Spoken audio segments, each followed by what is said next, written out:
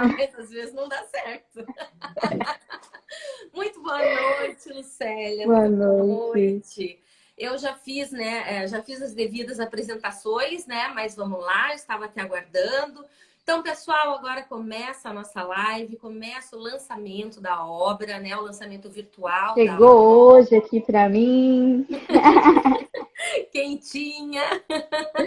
Quentinha. Maternidade e feminilidade na psicanálise, impasses do feminino nas doenças raras, né?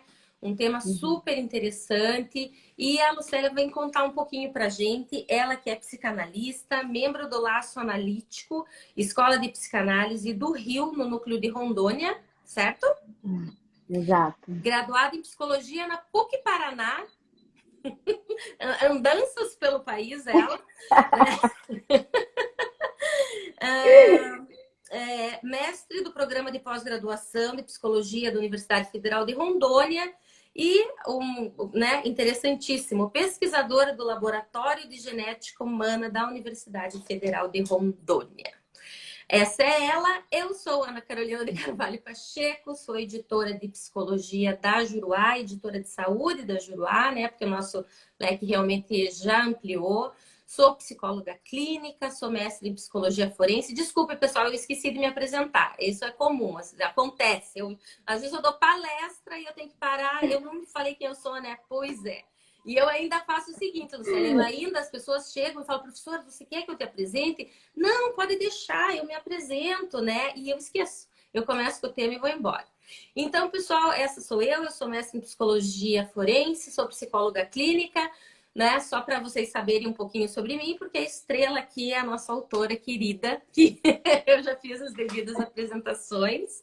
Tem mais algo que você queira acrescentar nesse sentido do teu Não, currículo? acho que de início, né, Ana, primeiro eu quero agradecer a você, a toda a equipe da editora Juruá, que acolheu meu trabalho com muito carinho e atenção, desde o início do primeiro contato com o Ivan. Então, eu quero registrar aqui os meus agradecimentos, né?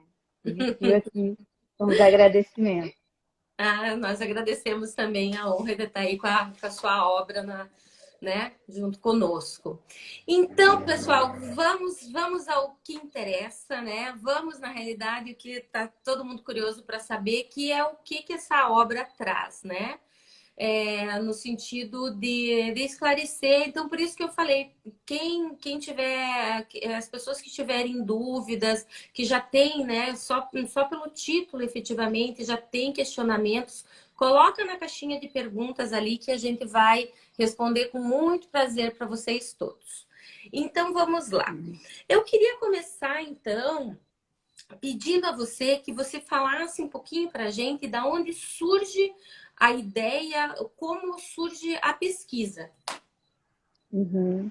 Ana, falar da minha pesquisa, né, dessa obra, que é fruto da minha pesquisa do mestrado, de alguma forma é passar aí pelo meu percurso na psicanálise, pela prática clínica, pela transferência com o tema e com a psicanálise, porque muitas das questões que me direcionaram aí a desenvolver essa pesquisa, elas foram extraídas da prática clínica, desde o atendimento a mulheres mães em consultório, ou num centro de atendimento a mulheres em situação de violência, ou no CRAS, por exemplo, né?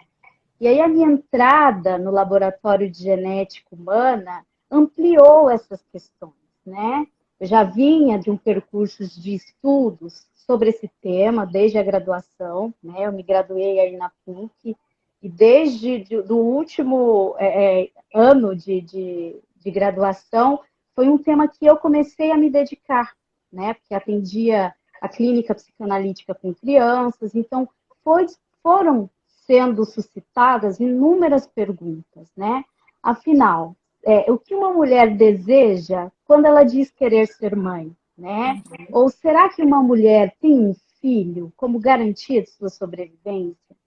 Então, a minha chegada no laboratório de genética humana, essas questões se ampliaram na medida em que eu passei, né, a acompanhar a equipe nos atendimentos com pessoas e famílias com a doença de Huntington ou a ataxia espinocerebelar, que são as duas patologias que eu acabo destacando no trabalho, inclusive porque a pesquisa está em torno disso, né? Os sujeitos da pesquisa foram afetados ou têm o risco, né, de desencadear essa doença genética, que são doenças incapacitantes e incuráveis, com 50% de chances de transmissão genética nas gestações.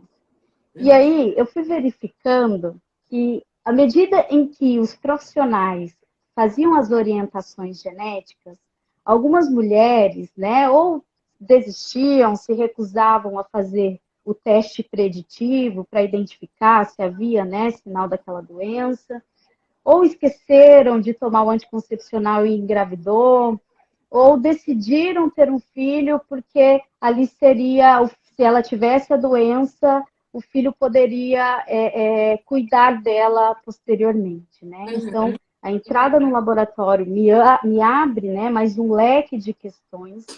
E à medida em que eu passei a escutar essas mulheres, eu decidi desenvolver a pesquisa, né, produzir aí as consequências teóricas. E é tão interessante que o título, né, dela, da pesquisa, era Mulheres e Seus Destinos, né? Que ótimo. E então o laboratório, na realidade, que abre esse. E qual foi o teu desejo, na realidade? Na hora que você se depara com toda essa realidade que você está contando para a gente, né? E que daí te dá esse ímpeto de pesquisar a respeito disso, o que que te leva? O que que te chama atenção? Qual que é o teu. Imagino que não seja só escrever sobre isso, imagino que seja entender melhor essa realidade, né? Então, provavelmente de ser útil para essa comunidade, né? O que para a autora, para a pessoa, né? Lucélia, o que isso te chamou, te brilhou aos olhos? Então, né, o tema já era um tema que me causava já desde o início ali dos meus estudos em psicanálise, né? E aí, a partir do momento em que eu passo a escutar essas mulheres, se produziu uma questão: será que ter filhos é o mesmo que ser mãe, né? Afinal, o que que leva uma mulher a arriscar a própria vida para realizar esse desejo de ser mãe?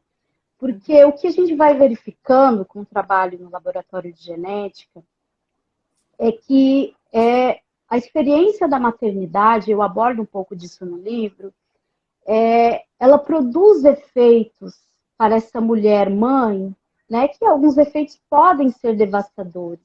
E é interessante que alguns casos, né, a partir do momento que a mulher engravida, começa a gestar essa criança, os sinais e sintomas da doença passam a aparecer e se cronificar.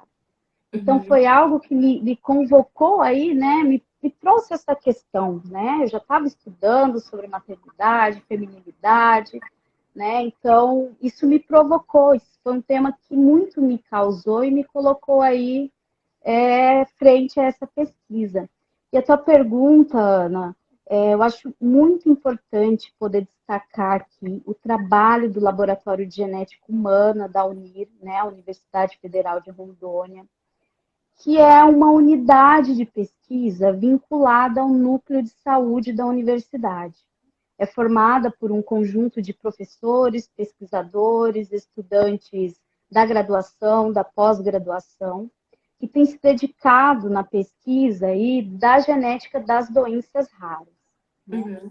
Então, o laboratório, inclusive, tem feito um trabalho bem importante, assim, social, político, no sentido de que ele tem feito um mapeamento em todo o estado de Rondônia e alguns municípios do estado do Acre e do Amazonas, que são estados que compõem aí a Amazônia Ocidental, com o único objetivo de angariar recursos para a implantação de um centro de atendimento às pessoas com doenças raras em Porto Velho, que é a capital de Rondônia, né? Então, para mim é muito caro falar disso. Eu acho importante poder sublinhar isso na live. Eu apresento no primeiro capítulo, né, do livro, mas porque, assim, diante desse cenário tão tenebroso que a gente tem atravessado, poder testemunhar a importância de uma pesquisa, do trabalho da universidade em articulação com o SUS, é um ato político, né? Eu Uhum. acho muito importante, né, poder destacar esse trabalho do Laboratório de Genética. Uhum. Então, é nesse espaço aí que eu sempre estou causada, assim, a desenvolver uma pesquisa a partir da escuta, né, desses sujeitos, né? Então, Nossa, sempre isso me pegou coloco em bem ao trabalho. ponto que eu acho que é super interessante para as pessoas que estão acompanhando a gente entenderem exatamente qual que é o processo desse trabalho, né? Que você vem descrever na obra. Né? Como que funciona o teu trabalho dentro disso, da onde você tirou, na realidade, os dados para a tua pesquisa, né? Qual é o trabalho Uhum. prático que você desenvolve junto a essas pessoas que você está relatando para nós, né? Como que funciona isso? É através da clínica. Sim, né? A clínica que eu digo no âmbito mais social, né? Uhum, Porque a maioria dos atendimentos a essas pessoas são realizados na residência. Porque uhum, ou são pessoas afetadas em estado crônico pela doença, ou são pessoas com condições muito precárias financeiras, que muitas vezes não têm condições de se deslocarem até o laboratório de genética, né, que fica no espaço da universidade.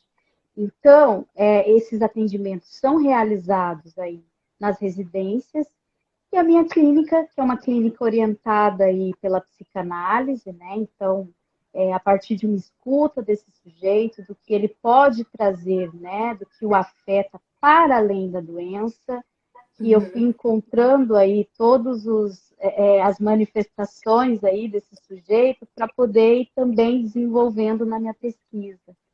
Aham. E é bem Uma... interessante. Fala, fala, fala. Pode falar.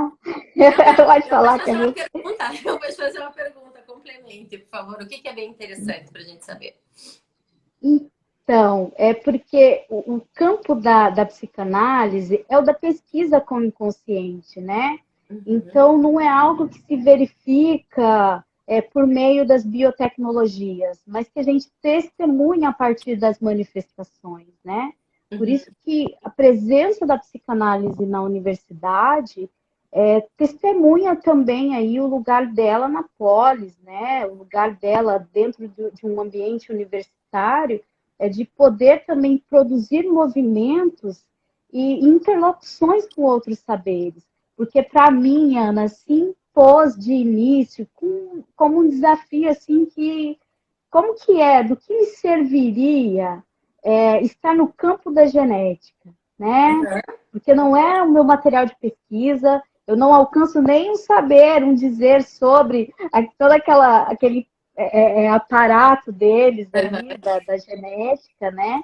Sim. Então, foi um espaço em que pude ali incluir uma dimensão do real da clínica, escutando, né, essas mulheres, esses sujeitos aí afetados por uma doença rara, de Uhum. um modo, Ana, em que pudesse ser ofertado um espaço de escuta, em que esse sujeito também pudesse se haver com essa marca mortífera, mas podendo saber fazer com isso, né? Não se paralisando nessa condição aí genética e paralisante às vezes.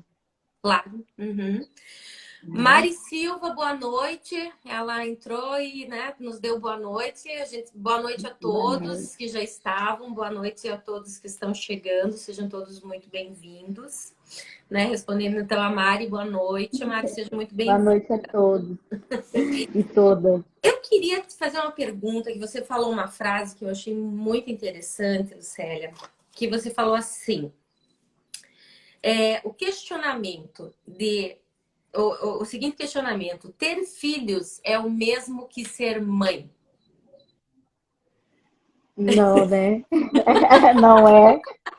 Não é, e a gente, assim, eu apresento 3 casos aí no livro, e que a gente verifica que um filho, para cada mulher, um filho, vem um lugar muito específico na subjetividade dessa mulher, né? E a experiência da maternidade, o encontro com esse bebê, produz efeitos subjetivos para essa mulher, em que ela se vê convocada a se reaver com a própria história da relação com a mãe, com a filha que ela foi, com a menina que ela foi, né? Com a filha que ela ainda é, né? Uhum. E a partir disso, inclusive com as mulheres da sua linhagem, né? E esse encontro, que muitas vezes pode produzir efeitos não necessariamente devastadores, produzem efeitos em que uma mulher pode aí inventar o seu lugar materno. Uhum. Então, não necessariamente uma mulher que gesta um filho, ela vai adotar essa criança, né? Ter Uhum. filhos não é o mesmo que ser mãe, porque não fazem equivalência, Uhum. né? É Uhum. preciso adotar esse bebê para construir e tecer um lugar de mãe. Uhum. Perfeito. Então, não, né? Então, não, né? Então, não, né? Pessoal, fiquem muito à vontade para mandar perguntas da caixinha, por favor, tá? Que às vezes passa e a gente não dá tempo de observar. Então, fiquem à Sim. vontade, vão perguntando, né? A gente vai conversando a respeito disso. Eu vejo realmente isso na minha clínica, essa questão, né, dos vários tipos de maternidade que existem, né? No sentido de as várias mães, né? As várias formas de ser mãe, né, que cada mulher apresenta, né? Realmente é Sim. muito interessante, né? E eu achei muito bonito isso que você falou, né? Não é só questão do gestar a criança, né? Mas é adotar aquela criança como seu filho, né? Bom, a psicanálise tem uma linguagem maravilhosa, né? É muito linda a linguagem da psicanálise, né?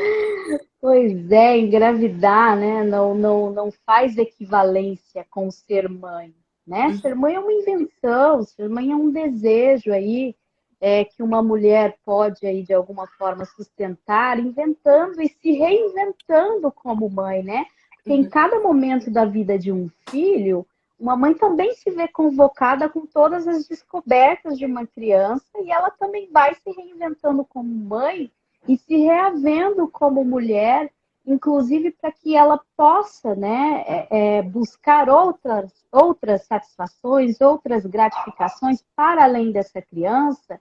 E, inclusive, isso é um ponto em que abre um espaço para a subjetivação da criança, né? Uhum. Então, não fazem não equivalência, né? Ter mãe e ter filhos e ser mãe.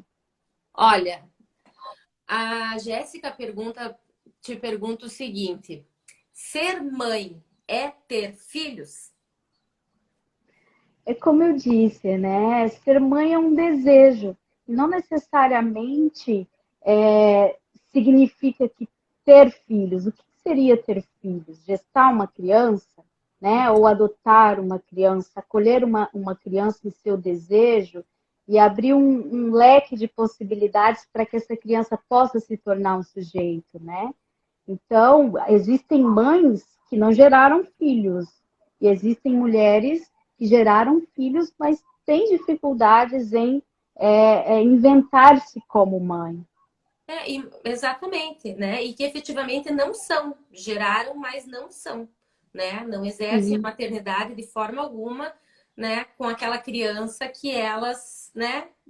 Gestaram, né? A criança não faz parte sim, da vida dela muito a partir do nascimento, inclusive, né? Quando as mães realmente, enfim, entregam de alguma forma, ou dentro da psicanálise você vê de uma forma, de outra forma.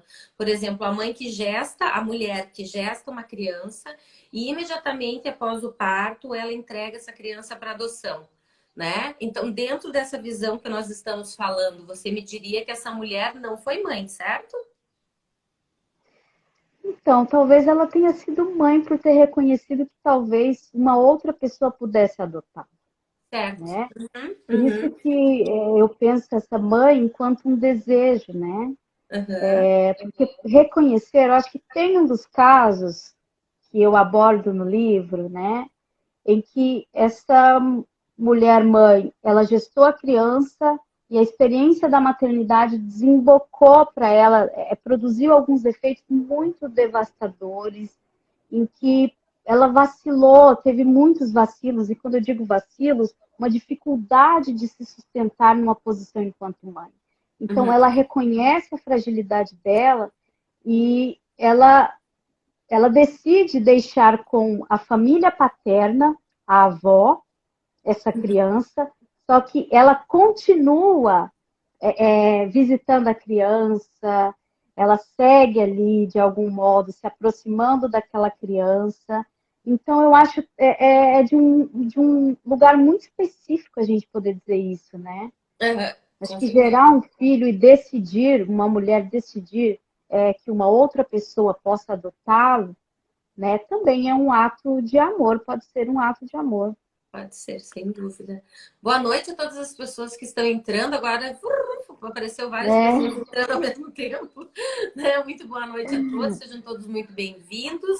Né? bem-vindo. No decorrer aí do nosso bate-papo, fiquem à vontade para fazer perguntas, que na medida do possível nós vamos respondendo. Eu queria te perguntar agora, Lucélia, um pouquinho a respeito de como que funciona a pesquisa, né, em psicanálise numa universidade. Né? Qual que é a diferença da pesquisa da psicanálise e da pesquisa da psicologia dentro de uma universidade? Então, né, a pesquisa em psicanálise, é bem importante essa pergunta que você faz, porque a minha pesquisa é em psicanálise, num programa de mestrado em psicologia, né? E a pesquisa em psicanálise, ela tem um método próprio, né, que não vai na mesma direção de uma ciência positivista, né? Então, a pesquisa em psicanálise, falar em pesquisa em psicanálise, me faz retomar um conceito que é fundamental, que é o manejo da transferência, que é o próprio método psicanalítico, né? Vou dizer em termos psicanalíticos. E quando eu digo isso, é porque alguém que busca, né, formalizar aí uma pesquisa no discurso universitário, na universidade, de alguma forma, ou ela tem transferência com esse tema, e a transferência é uma condição primordial para que a pesquisa se estruture, para que a pesquisa seja desenvolvida, né? Desde a transferência, o laço transferencial com o orientador, que, aliás, o meu professor, meu orientador maravilhoso, Juliano Sedaro, que foi importantíssimo para mim no percurso do mestrado. Então, o método psicanalítico, que é próprio o manejo da transferência, né, é o que a gente pode dizer em pesquisa em psicanálise. Porque a pesquisa em psicanálise, ela não entra no rol das ciências positivistas, né? Então, por seu método próprio, ela segue numa direção oposta da psicologia, né? Por isso que eu até comentei anteriormente que a presença da psicanálise na universidade, ela vai produzir esses movimentos, né? Produzindo essas interlocuções com outros saberes, porque o que a psicanálise faz é incluir uma dimensão aí de um sujeito que está fora cluído, que está excluído de uma pesquisa aí de uma ordem, uma pesquisa na psicologia, por exemplo, né? Eu digo isso porque a minha pesquisa, ela parte da escuta dessas mulheres afetadas por uma doença rara, né? Ou por um revestimento discursivo aí em torno do corpo, da doença. Então, é poder dar lugar a esse sujeito de desejo, demarcando esse lugar, escutando para além da doença, né? Então, quando a gente pensa em pesquisa, a pesquisa em psicanálise é algo que se aproxima da clínica, né? O próprio Freud dizia, num texto dele, Recomendações aos Médicos, né, que pesquisa e clínicas coincidem, né?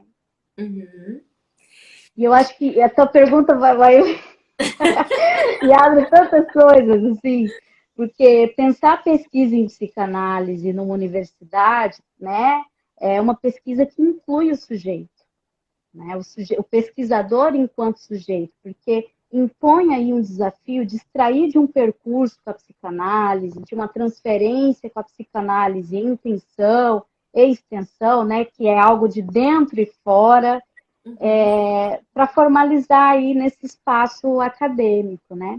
Eu gosto muito, sabe, Ana, de um termo que o Luciano Elia, que é um psicanalista ele é professor na UERJ, membro fundador do Laço Analítico, a escola que eu estou membro, e ele formulou um termo chamado pesquisante, para dizer do sujeito aí que endereça um saber ao discurso universitário, né? Para dizer que é no lugar na posição de analisante que se pesquisa. Porque muitas vezes, né, acho que eu comentei já de início que as perguntas que me direcionaram à pesquisa foram extraídas da clínica, muitas vezes são perguntas que também passam pela experiência de análise do próprio pesquisador. E a partir disso, né, é possível pensar em produzir algo, não a partir da sua própria questão, mas daquilo que te causa.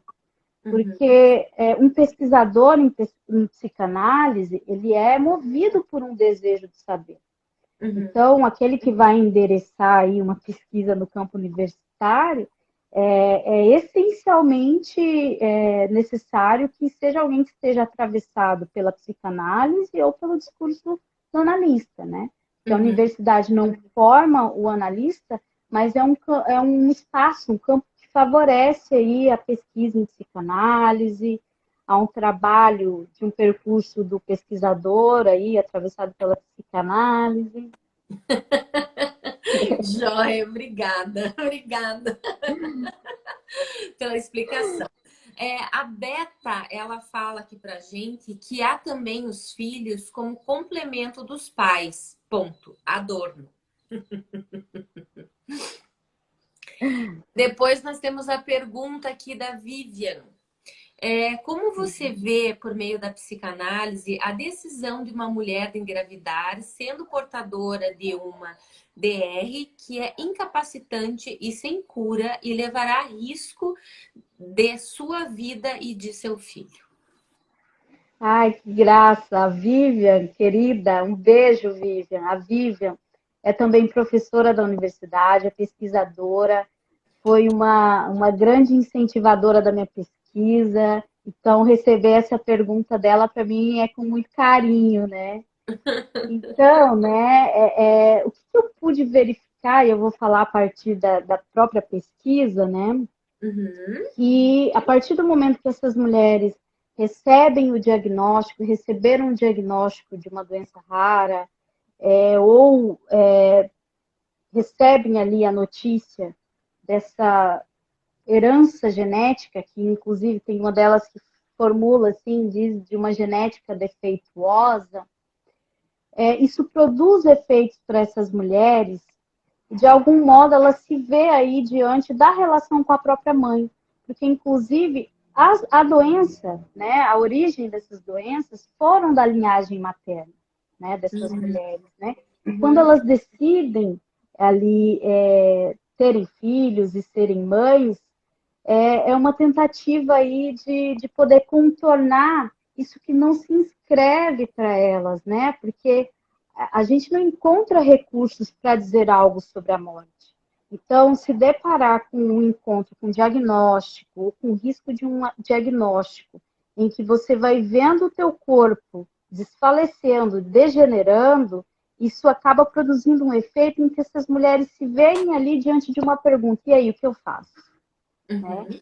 E aí decidem, apostam aí na maternidade como uma tentativa, inclusive, de contornar isso que é de um campo do impossível, do indizível, sabe? O que dizer sobre a morte? Né? O que dizer sobre a condição de mulher e uma mulher afetada por uma doença rara? Então, assim, o que eu pude verificar através desse trabalho e também da escuta dessas mulheres é que são de efeitos, né? Que todo esse revestimento discursivo provoca nelas, né? E aí a maternidade comparece como um contorno aí à feminilidade, né? Não resolve a questão feminina, porque ela relança a pergunta para essa mulher sobre o que é ser mulher, né? Então, por isso que produzem muitos impasses para cada sujeito a experiência da maternidade, né? Para cada uma de uma forma. Não necessariamente não é régua para todos, né? Não é uma regra e também não é uma régua em que você coloca todas as mães ali para medir o que não deixa de ser um impasse ou deixa de ser. Dentro desse universo, qual é uma que eu acho que isso as pessoas sempre gostam muito de ouvir? É uma questão assim do teu cotidiano, da tua vida prática, talvez um momento clínico, um momento que você estava, eventualmente nem necessariamente dessa forma, mas uma escuta tua, algo assim que te marca muito, né? E que você acha que é importante, ou assim, que você gostaria de relatar para as pessoas, porque eu percebo sempre isso, né? A gente fala muito e fica muito na questão de ideias e de conceitos, e as pessoas gostam muito de entender e de saber coisas práticas a respeito do que a gente está falando.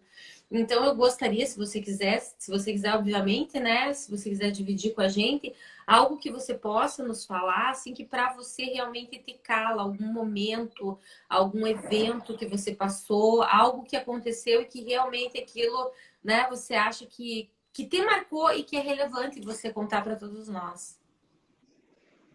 Então, eu acho que como o tema é sobre maternidade, uma coisa que me chama muita atenção, no cotidiano mesmo, Uhum, entre colegas, pessoas com mulheres mães, e mesmo na clínica, é que existe uma tentativa de tentar dizer, né, sobre o que é uma mãe, uhum, né, sem considerar que cada mulher tem uma relação com a maternidade de uma forma diferente, né? Que o uhum, filho que serve para o filho da Maria pode não servir para o filho da Joana, né? Embora muitas vezes que uma mulher mãe aí se depara com alguma dificuldade na relação com seu bebê, pode encontrar na rede de apoio, né? Uma forma de contornar essas dificuldades, é preciso considerar, sobretudo, a singularidade de cada um, a experiência com que cada uma tem. Né? E hoje a gente verifica isso, né? Essa tentativa de dar uma consistência aí para o que é ser mãe. Ser mãe é isso. E é o que muitas vezes, e até foi algo que também me provocou em relação a essa pesquisa, Carol, que esses impasses dessas mulheres com a maternidade vêm justamente devido a essa tentativa de responder a esses ideais sobre o que é ser mãe ou ser uma mulher, né? uhum, Porque, por exemplo, para algumas mulheres, ter um filho pode ser algo que condense para ela o que é ser mulher.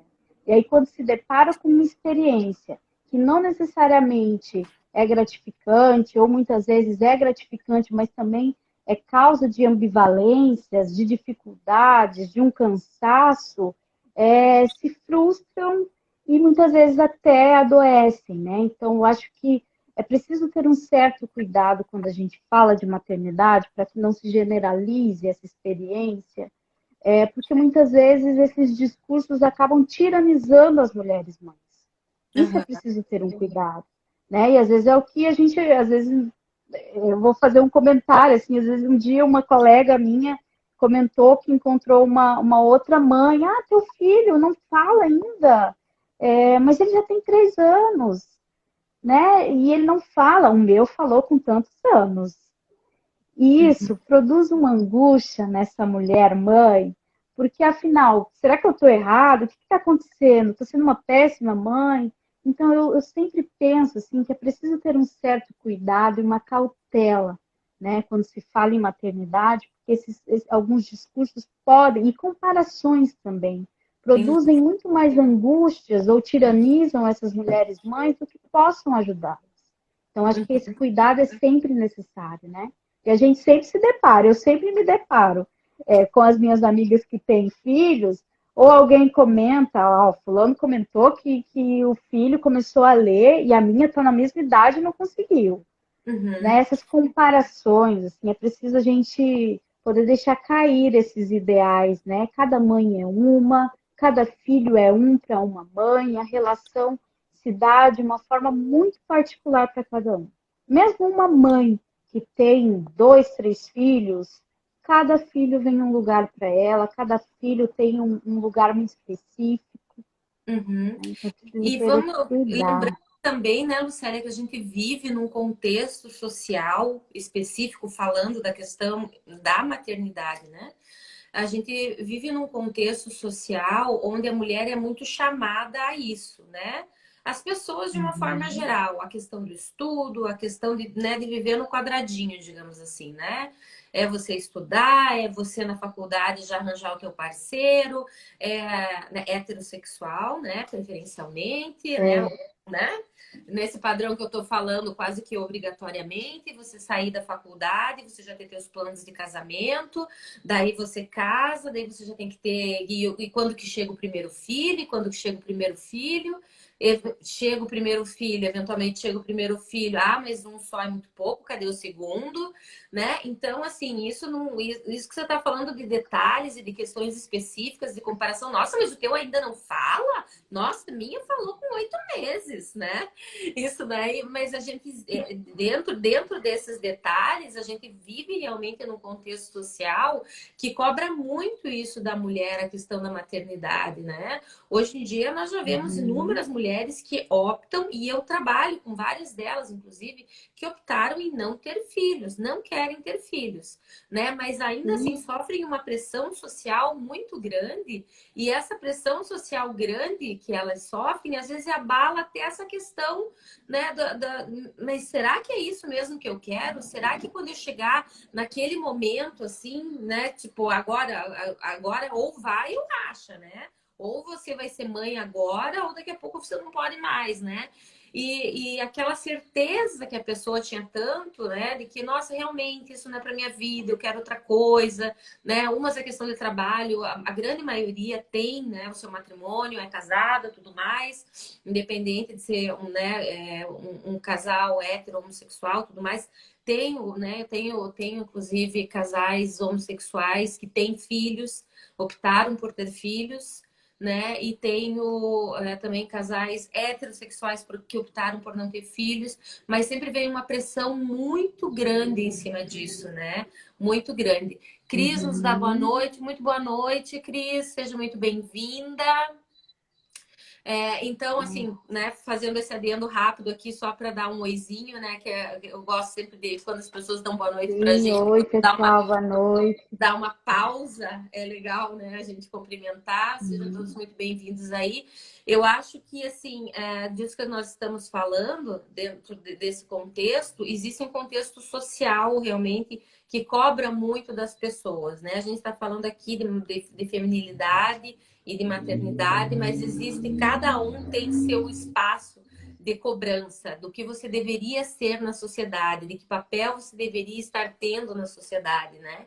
E isso realmente é uma questão que Sim. eu vejo que as pessoas que vão realmente para o tratamento terapêutico, para análise, para a sessão de terapia, elas começam a conseguir descobrir isso nelas, né? A sair dessa caixinha, a perceber o que foi dito a elas, que é como deveria ser e o que deveria ser, e eventualmente elas descobrirem o que elas querem para elas efetivamente, né? Sim, e é interessante isso que você comenta, Ana, porque essas cobranças aí, esses imperativos sociais, isso produz muitas angústias nas mulheres, muitas angústias, né? O que você acabou de comentar, né? O que você recebe muitas vezes na clínica, né? Uhum, Então, a gente precisa pensar a maternidade como uma escolha, em que pode ser para uma mulher uma experiência, pode ser ou não, pode vir ou não como uma experiência de satisfação para uma mulher. Ela não é uhum, uma regra. E é bem interessante que muitas vezes pode ser que uma mulher aposte aí muito mais no campo profissional, que também é uma experiência de satisfação também, e pode pensar numa maternidade depois, ou pode ser que venha antes. Então, é uma escolha, pode ser que não venha, né?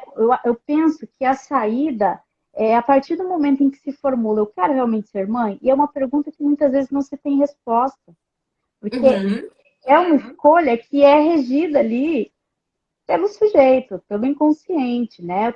Em termos psicanalíticos. Então, pode ser que possa, para uma mulher, surgir aí um desejo, pode ser que ela venha apostar numa maternidade, também não. Uhum, né? E acho que houveram tantas transformações na nossa cultura que hoje é possível a gente, inclusive, interrogar se é isso que a gente quer. Porque antes, uhum, né, se a gente pensar a história da nossa civilização, era uma mulher, o lugar que a ela estava destinado era a casa e a maternidade. E hoje a uhum, gente pode interrogar isso, né? E eleger isso como uma escolha, sim ou não. Acho que a uhum. gente precisa ter esse certo cuidado, né? Porque esses imperativos, eles escravizam muitas vezes, Sem né? dúvida. Na tentativa de tentar responder a esse lugar aí no Uhum. social. Quando você fala também nessa questão do questionamento, né? Quando a mulher para e pensa, eu quero ser mãe, e muitas vezes não vem a resposta, né? Me ocorreram duas situações que também vem aquele questionamento, nossa, eu quero ser mãe novamente, e ainda assim, já tendo uma primeira experiência, não vem uma resposta. Às vezes, né, pode vir, obviamente, né? Mas às vezes não vem uma resposta. E mães que não tiveram nem tempo de se perguntar e acabaram sendo mães, né? Uhum. Então, isso na hora que você tava falando sobre isso, eu refleti me vieram essas ideias na cabeça. A Cris está compartilhando aqui conosco, Cris Camargos, que ela foi mãe aos 40 anos e que a médica falou que ela ia morrer e que isso foi muito difícil para ela no começo. Ela teve bastante negatividade de vários especialistas por causa da idade dela. Pois é, né, Ana? E interessante. Oi, Cris. Obrigada pelo seu comentário, né? Pela sua contribuição. E é bem interessante isso que ela diz, né? Porque o discurso da ciência é esse, né? Mulher a partir dos 35 anos já tem uma gravidez de risco. Uhum, E isso acaba que abre aí inúmeras dificuldades para as mulheres, né? Que decidem muitas vezes até ter filhos depois dos 30. E é bem uhum. interessante também a gente pensar que existem mulheres que fazem o tratamento para engravidar e não conseguem, né? A Exato. dificuldade que se tem, né? Uhum, Por alguma questão, algum fator biológico, né? E eu penso que é sempre eu amo essa palavra, cautela, né? Que se a gente toma esses discursos, seja da ciência aí, não há garantias, né? Tudo, a vida é um risco, uhum, né? Eu gosto muito de uma frase da Clarice Lispector, quando ela diz assim, viver, tá até na capa do livro, vou até ler aqui para vocês, que eu amo e isso me remeteu. Viver é uma espécie de loucura que a morte faz. Ou seja, nós estamos aí o tempo todo aí em risco, né, diante da vida. A vida é um risco. Então, eu penso que para uma mulher, a maternidade precisa vir como uma aposta, uhum, né?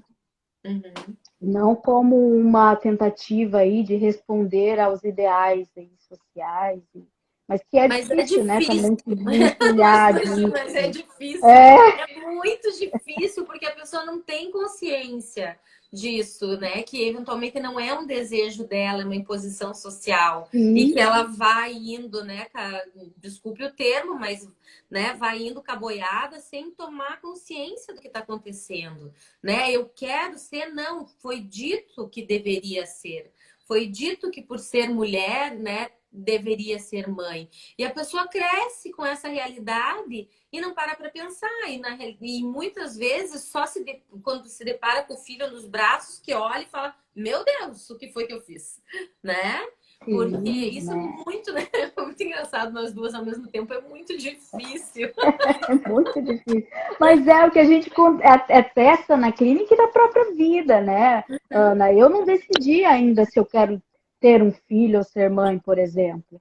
Né? Eu não Uhum, decidi. E é algo que se eu fosse tomar isso como um imperativo para responder aí a todas essas exigências, eu acho que eu estaria adoecida, né? E uhum, então, eu sempre penso assim, e acho que inclusive o meu próprio trabalho me trouxe essas questões, que muitas vezes responder a esses ideais escancara mais ainda os nossos impasses aí com o feminino. Porque, de alguma forma, a maternidade, ela não vai resolver, né, essa pergunta que todo sujeito que habita um corpo feminino se faz: o que é uma mulher, né? Uhum. É algo que nos impele, né? Que nos leva em direção a fazer apostas na vida, seja na maternidade ou em outras apostas na vida, numa tentativa de tecer algo sobre nós enquanto sujeitos, dentro de um âmbito social aí, regido por inúmeras imperativos, né? E os imperativos em torno das mulheres são esses aí que ferrenhos, né? Por isso Uhum. que eu penso até que o próprio movimento feminista, ele, enquanto um movimento político, ele faz essa abertura, né, para a gente pensar aí o que pode vir a ser uma aposta para uma mulher, né, dentro desse espaço social. Tá. Nós temos aqui a pergunta da Nathalie. Ela diz assim: e com relação à feminilidade mulheres com doenças raras, o que você pode nos dizer? Bela pesquisa. O que eu posso dizer? Eu acho que eu já estou dizendo um pouco, né? Porque a maternidade, a experiência da maternidade para essas mulheres, né? Ela é um encontro aí desencontrado com a feminilidade. Isso lançou muito mais perguntas a elas, e isso veio ainda afetado pela experiência de um corpo em degeneração, em degenerescência, né? E o que eu pude verificar, inclusive, Ana, é que a experiência da maternidade, de alguma forma, e ainda existem pesquisas aí sendo desenvolvidas pelos meus colegas, né, do LGH, que a maternidade, ela produz, não se sabe se é um fator biológico ou se são os efeitos subjetivos que ela causa, né? Essa experiência de encontro com o bebê, essa experiência da própria gestação, da gravidez, ela acentua, né, os sintomas da doença rara. Então, ou ela muitas vezes ela pode inclusive desencadear num tempo precoce os sinais da doença. Uhum. Então, aí me abriu um outro leque de pesquisas assim que tem me causado, né? Uhum. Então, para essas mulheres, né, em específico, que são os 3 casos que eu apresento, a maternidade é uma forma também de restituir a própria experiência que se teve na relação com a mãe, né? Uhum. Essa mãe que deixou aí, inclusive, uma marca mortífera, né? Porque a origem genética vem dessa mãe, mas no sentido de que se trata muito mais de poder reconhecer aí, enquanto uma mãe que pode transmitir algo do seu desejo, dos seus contornos, inclusive, né? Porque a mãe, ela não transmite um saber sobre a feminilidade, sobre o que é ser mulher. Mas há uma mulher na mãe que pode transmitir, né, algo sobre um saber fazer com essa condição feminina, com esse corpo feminino. Então, Isso. a minha pesquisa me trouxe essas construções, assim, essas elaborações sobre maternidade e feminilidade. Uhum. Pessoal, nós estamos nos encaminhando para o fim da live, né? Temos Nossa, já? não, ainda temos mais tempo, né? Mas só para ficar no padrão, agora parece que não cai. Parece, ouvi dizer agora que estava caindo de novo, mas parece que não cai mais. Mas só para a gente ficar mais ou menos aí no parâmetro de 1 hora. Então, as Vamos lá. perguntas da caixa de resposta foram todas respondidas. Se alguém colocou alguma coisa no rolo e eu não vi, por favor, né, escrevam de novo, coloca na caixinha de perguntas. Já me falaram que não conseguiram colocar na caixinha. Coloquem aqui, façam suas considerações aí conosco, né? E nós vamos fazendo as nossas considerações finais aqui também, né? A não ser que você ainda tenha muita coisa para falar, Lucélia. Podemos continuar conversando o tempo que você Acho que quiser. Pois é, acho que a gente pode até ficar por aqui, até para despertar uma curiosidade em quem está acompanhando a live, né? Tá ir lá no site da Juruá e adquirir, né? Garantir o seu livro.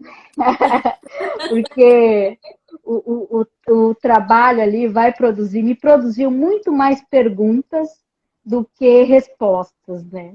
Aham. A Vivian novamente aqui conosco e ela pergunta: a maternidade em mulheres com DR pode ser considerada uma transgressão? Pois é, né? Eu acho que apostar num desejo é sempre da ordem de uma transgressão, né? Não trair a si mesmo, né? E bancando as consequências de sustentar isso, né? Eu acho que é sempre dessa ordem, assim. Uhum. Mas acho que basicamente é isso, né, Ana? É um tema que acho que ficaríamos horas aqui discutindo, né? Sem dúvida, sem dúvida. Pessoal, olha, né? Muitas pessoas falando, elogiando, falando, né? Que, enfim, que você é maravilhosa, que tem um trabalho Ah, maravilhoso. a Liz, minha ex-aluna, foi me Muito obrigada, orientando. pessoal. Gratidão a todos que estão aí, né? Que estão acompanhando, que estão, né? Acompanhando a nossa live, que estão participando, né? Aqui do lançamento, né? Online do livro, né? Foi um prazer, está sendo um prazer ter todos vocês aqui conosco, né? E a gente nesse bate-papo, enquanto, enfim, né? Estamos aqui, na realidade, numa festa, numa comemoração. É, Se fosse em outros tempos, estaríamos, né, provavelmente numa sala, né, as pessoas conversando em grupinhos, separados, provavelmente tomando um sim. vinho, né, no lançamento de um livro. E aqui agora estamos todos nós reunidos. Quando eu falo, todos escutam. Quando a Lucélia fala, todos escutam. Quando vocês perguntam, a gente escuta e responde. Então, estamos todos juntos e unidos agora nesse nosso, né, o dito novo normal. Pois é, né? Abriu-se as fronteiras, né? Eu aqui em Rondônia, por enquanto, espero em breve voltar a Curitiba. Uhum. E abriu-se as fronteiras e eu quero deixar aqui registrado meus agradecimentos a todos os presentes na live, a todos os elogios que eu estou vendo aqui. Muito obrigada. Aos meus amigos aqui presentes, a minha parceira de pesquisa, a Vivian Suzy, ex-alunos, então quero agradecer. E novamente agradecer à editora Juruá pela aposta aí, né, de receber o meu trabalho. Meu muito obrigada. Deixa eu te perguntar uma coisa. Você sabe que eu não estou em Curitiba? Você está em Portugal, né? Porque Ah, ontem você está em Portugal. eu estou em Portugal. Você fala de abrir as fronteiras, eu estou em Portugal. Eu fiquei na dúvida e depois eu lembrei que você comentou, ai, mas aqui vai dar meia-noite, Eu falei ontem né? para você. Aham. Foi. E aí eu falei assim, então ela está em Portugal. Pois é, abriram-se as fronteiras, né? E que Exatamente. bom. Esses Maravilhoso. encontros, mesmo que mediados pela tela, são sempre importantes, né, Carol? Sem dúvida, são importantes, são maravilhosos. Eu acho que a gente está se reinventando, a gente está quem está aproveitando a oportunidade, né? Está se libertando de muita Sim. coisa, está aprendendo, vendo muita coisa nova, né? Tendo oportunidade de ter novas formas de viver a vida, de trabalhar, de se expressar. Então, assim, né? Mas Sim. precisa ter um olhar, uma mente um pouco aberta, se permitir novas experiências para poder aproveitar tudo que está, tudo de novo que está surgindo, apesar, né, se a gente for entrar, né, no mérito de quanta coisa horrorosa que está acontecendo, né? Mas eu Sim. sempre falo, eu gosto e como a gente está se encaminhando para o fim da live, eu sempre gosto deles. Ficaria para uma outra live essa crítica negativa ou esse papo negativo, que eu gosto realmente sempre de levar assim, né, independente do tema que a gente está abordando na live, a gente terminar realmente, né, esse papo, né, com uma positividade para as pessoas, levando, né, um sorriso, uma alegria, Uma uma certa risada, leveza, né? Os tempos sem estão dúvida. tão dolorosos, né? Então levar uma certa leveza. Aham, exatamente. Meus queridos, muito obrigado por todos vocês que estiveram conosco. Lucélia, meus mais profundos parabéns pela sua obra. Obrigada. Prazer podermos ter, né, ter publicado ela. Parabéns pelo seu lançamento online nesse momento. E, Obrigada, pessoal, obrigada. eu vou tentar deixar essa live no IGTV, provavelmente vou conseguir, mas só se não conseguir. Realmente, Cris, boa noite, Beta, Sabrina, muito obrigada a todos que estão aí, que estiveram conosco, né? Vai ficar gravado no IGTV, tomara, né? E, Lucélia, querida, foi um prazer enorme fazer essa live com você. Foi muito bacana, foi muito ilustrativo, foi muito Obrigada. revigorante, né? Os termos psicanalíticos são muito chiques. E olha que eu tentei traduzir de uma forma que ficasse mais palatável para todos, né? Mas muito obrigada pela live, por esse encontro tão precioso no momento que é, para mim, muito importante de celebrar aí essa pesquisa, que foi, para mim, muito importante. Parabéns, querida. Obrigada. Pessoal, boa noite. Nathalie, Júlia, Juliane, muito obrigada. Juliane, obrigada. Muito obrigada a todos que obrigada estiveram a todos. conosco. Uma excelente noite a todos. E qualquer coisa, estamos à disposição, certo? Qualquer coisa que vocês precisarem, entre em contato com a Juruá Editora nos directs. E o meu Instagram pessoal é @carolpsi. E o teu é @_Lucélia.gonçalves. Goncalves, né? Uhum. Estamos à disposição de vocês, meus queridos. Um beijo, boa noite a todos. Um beijo. Beijo, Carol. Beijo a todos. Tchau, tchau. Tchau.